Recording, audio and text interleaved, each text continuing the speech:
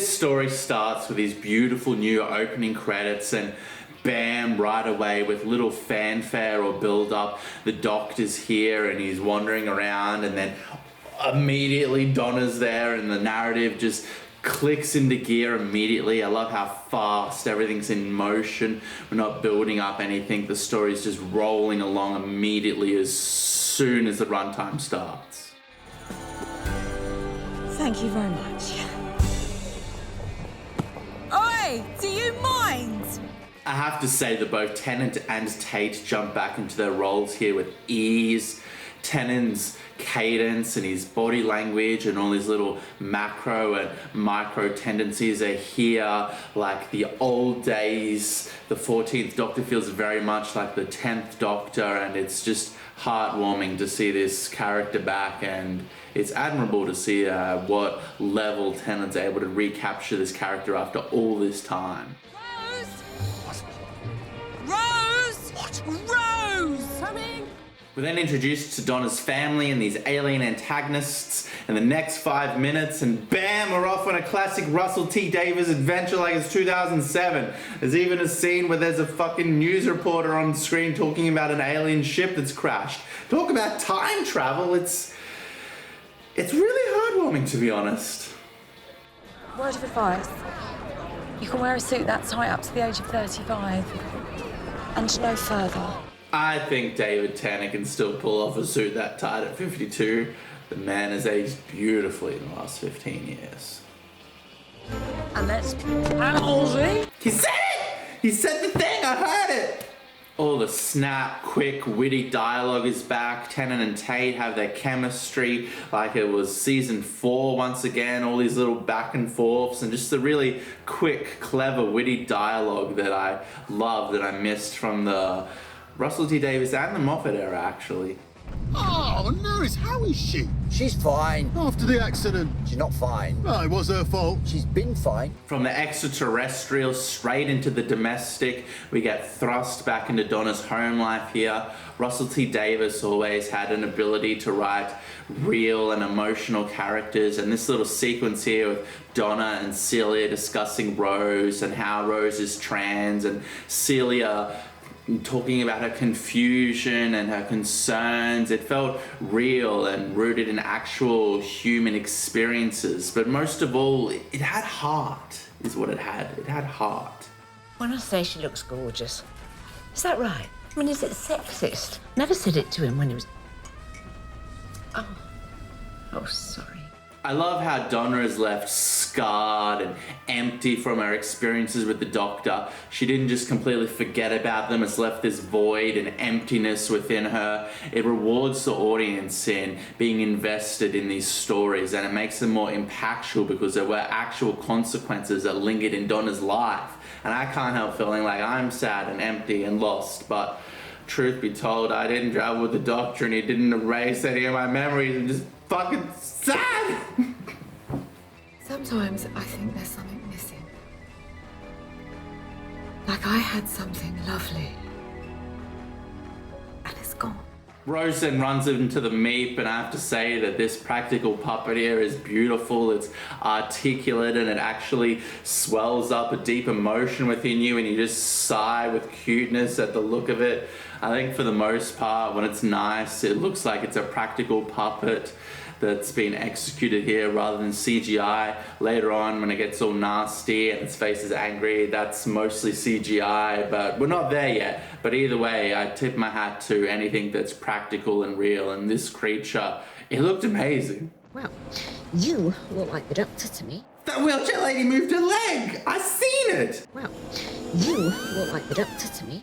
I want to see a scene of her getting ready for work in the morning, walking down her stairs and running on her treadmill, walking back up the stairs, getting dressed, walking down the stairs again, picking up her wheelchair, carrying it down another flight of stairs, chucking it in the back of her car, erratically driving to work, ripping the wheelchair out of the back and then just sitting in it and wheeling into her workplace.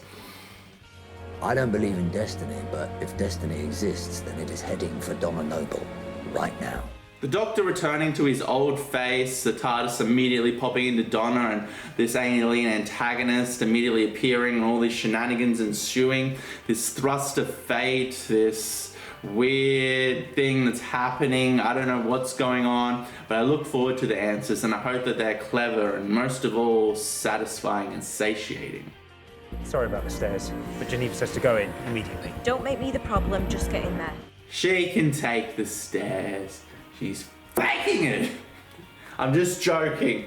I know that you can still have some mobility in your legs and still be wheelchair bound. I assume the actress playing this character is actually wheelchair bound, and I mean no disrespect. I'm just trying and failing to be funny.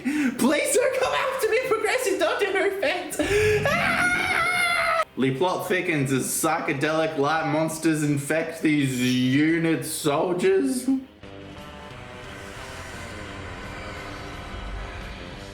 Rose trying to explain to the Meep here that all of her stuffed toys aren't real was heartwarming. Then Donna just bursts in with a typical over-commanding fashion and pokes the Meep in the eye. This what the hell from Tate was just classic Donna. She just slips back into her character perfectly with this line delivery. What the hell? Chaos ensues as Celia slaps the Doctor, the Meep mounts Donna's leg, and Donna's husband comes home from work, walking into all of this chaos. Murray Gold's score is perfect here. It just captures this fun, upbeat moment with these beautiful major string motifs. You can't see him, and there's no monster. Oh, for the love of God, none of this is real. Hey, Dad's home. When the Doctor talks about Wilfred falsely assuming that he'd passed on and just pulled at the heartstrings, even more so now because Bernard Cribbins has actually passed on. He's in the next episode in a brief little moment, but I believe that's going to be all of his participation in these specials because he unfortunately died during the middle of filming. I just want to say, God bless the man. He was 96, he was amazing, and this little moment, it actually made me feel emotions. So weird that I'm watching media and it's moving me. Partially because of real life, but also obviously because of everything they set up in the old school Russell T Davies era and Tennant's performance and Bernard Cribbins' performance. I love that man. I'm so sorry for your loss. He's not dead. I know that Russell T Davies has always been a very progressive writer and that he himself is gay, and he's always incorporated these elements of that world and lifestyle into his narratives, and I never had a problem with it because it always feels natural and real to me. But when the Doctor asks the Meep what its pronouns are, it just felt a little bit clumsy and preachy to me. It pulled me out and made me think of all that political madness and culture wars that's going on, and I just didn't think it was natural. You can address these issues in a narrative and make it feel real. He did it earlier in the episode when the boys on the bike were calling Rose Jason, and when Celia was talking about her feelings and her confusion. That felt real and natural to me, whereas the Doctor talking about pronouns here, it just, felt a bit clumsy. Please don't come after me, progressive Doctor Who fans! You're assuming he as a pronoun. True. Yes, sorry, good point. Are you he or she or they? My chosen pronoun is the definite article. Suspense surges as possessed unit members kick in the front door and silly bug-eyed monsters, to quote Sidney Newman, explode the back door. This story is based on some old comic from 40 years ago. Obviously, I haven't read it or heard of it. The only person that has is Russell T Davies and superfan David Tennant, who immediately remembered the story from his childhood when reading the script. How great is it that David Tennant's one of the greatest Doctor Who fans of all time and one of the greatest doctors of all time. God bless the man, and God bless this show. Happy 60th, everybody.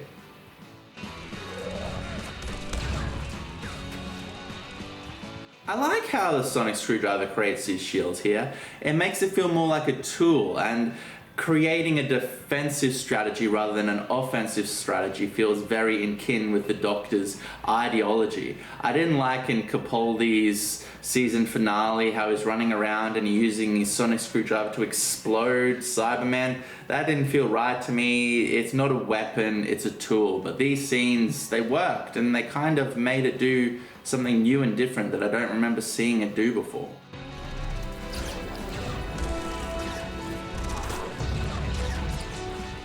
This whole action sequence here feels very big and expensive. I don't think Disney is producing Doctor Who at this moment. It's just distributing it in a few countries. Bad Robot's producing it. But it feels like with this episode in particular, they have more money and they're trying to bring on a new era and introduce this show to a whole new audience and bring it back to its glory days. And it looks like they spent a bit of coin here. I don't know how Disney is going to function with the show going on, whether they're going to produce it, whether they own the intellectual property. I don't know, but I know that Disney is invested in pushing Doctor Who to new heights where it hasn't been for some time now, and fuck it, I'm down. The Doctor, collecting the clues here, pulls out a judge's wig from his pocket. I feel like this courtroom parody still could have been communicated and worked effectively without this prop. The prop might be pushing it a little bit too far, maybe. In any case, our preconceived notions of good and evil are shifted as our antagonists become our protagonists and vice versa. It's a lesson in never judging a person by how they look. These bug-eyed monsters looked evil and the Meep looked cute, but the Meep shifts into this evil monster. It's kind of a really basic and predictable twist, but I didn't predict it. I didn't see it coming and I got a kick out of it, so I tip my hat to it. I enjoyed it. I liked it. Now to hell with this! Exhibit C! Donna's whole situation increases the tension and suspense as the narrative moves forward. As she's exposed to him more and more, she starts to recall him. That moment when she first refers to him as the Doctor just grabs you because you know the consequences of her remembering him, and everything's just building and mounting to this moment. I love you, Sean. But if the Doctor can't save the city, we're all gonna die. I've got to help. Donna! She called him Doctor. We also have the Meeps ship, which is gonna pull all this energy out of London to break through the atmosphere, killing hundreds of thousands of people and destroying everything. It's just a ticking clock element and a moment of tension and suspense to kick this third act into the next level. You've got weapons in your wheelchair. We all have. Come on. We all have? What does she mean by that? Does she mean that all people in wheelchairs have weapons mounted in their wheelchairs? Does she mean that all unit soldiers all have weapons and rockets on them? Do all people in wheelchairs have rockets and darts in them? I don't know. When she's shooting the rockets out of a wheelchair, it didn't feel epic and action orientated to me. It felt a little bit silly. It felt a little bit silly to me. Please don't come out, be progressive, don't you? What do we do? I don't just fire darts, mate.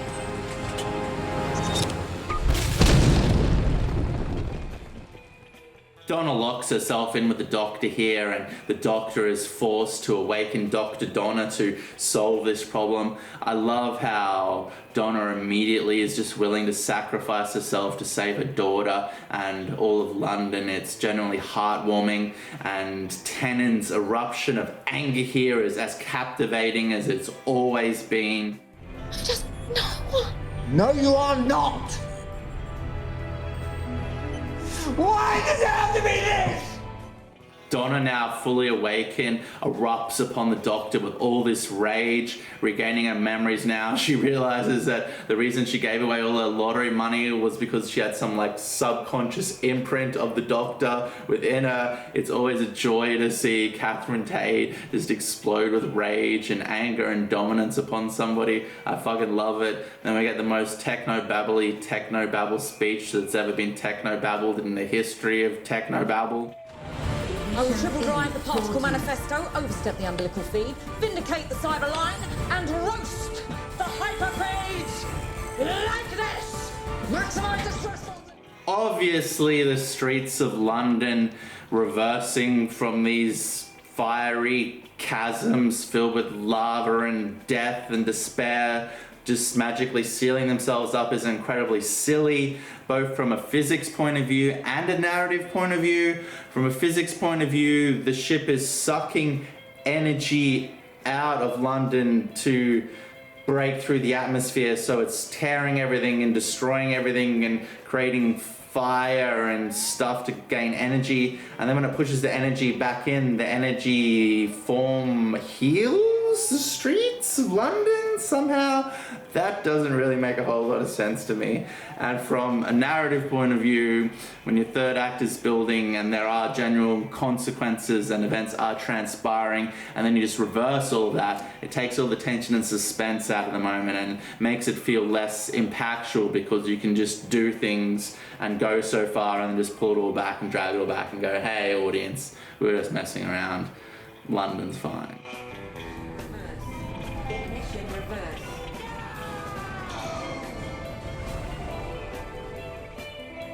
So Donna doesn't die when the Doctor reawakens his consciousness within her, because when she had Rose, part of that power and energy was shifted to her. So now the power's being divided into two people, and those two vessels have the right amount of substance or energy to withstand this awakening. That makes sense from a narrative perspective, and I can completely buy it and go along with it. There were a couple of on-the-nose lines about non-binary and whatnot, and Doctor being trans but not trans, which had me cringing a little bit, but overall this makes sense and I like it. We're binary. She's not. Because the Doctor's Male. and female. And neither. And more. The Meep, now arrested, threatens that he's going to tell his boss of this two-hearted alien. I presume that this is going to be the Toymaker setup for the third and final special.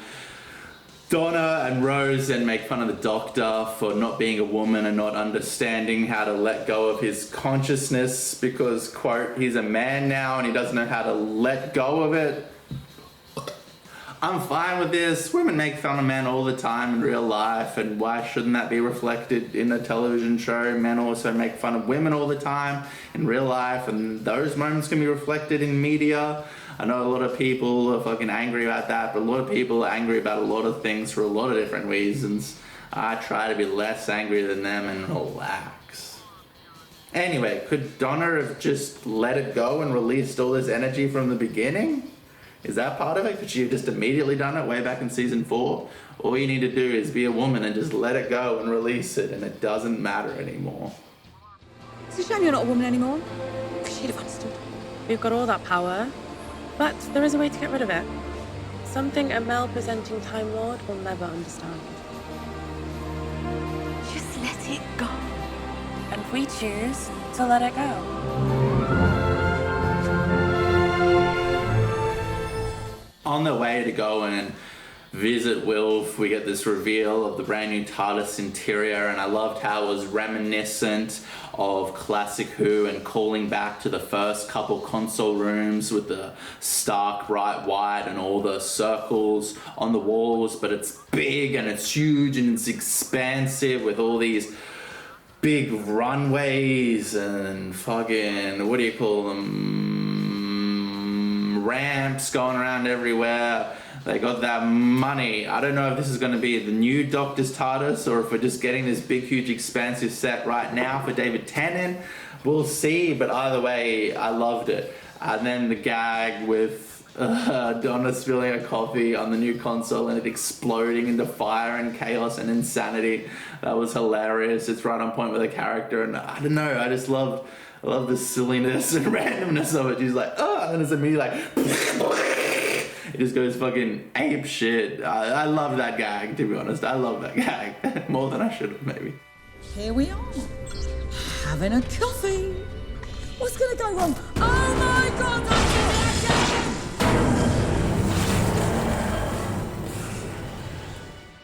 In conclusion, I loved this episode. Doctor Who has never been highbrow, high concept, highly articulated, intellectual, sci-fi like some Star Trek or The Expanse or other sci-fi shows. It's always been kind of silly and fun and had serious moments and had real deep sci-fi concepts occasionally, but this just felt like nostalgia. It felt like a warm blanket. It felt like an episode from 2005 or 7, seasons 1, 2, 3 or 4. Russell T Davies was able to capture his old energy and his old spark back perfectly, and Tennant and Tate were on point, and I don't know, it wasn't perfect, but it was good. It was definitely good, and I definitely enjoyed it. Alright, thank you all very much. Really help out if you like, subscribe, and in the comments tell me I got all the facts wrong and my opinions are null and void, and I'll see you guys next time for Wild Blue Yonder, the Wide Blue Yonder, the Blue Wild Yonder. I'll see you guys again.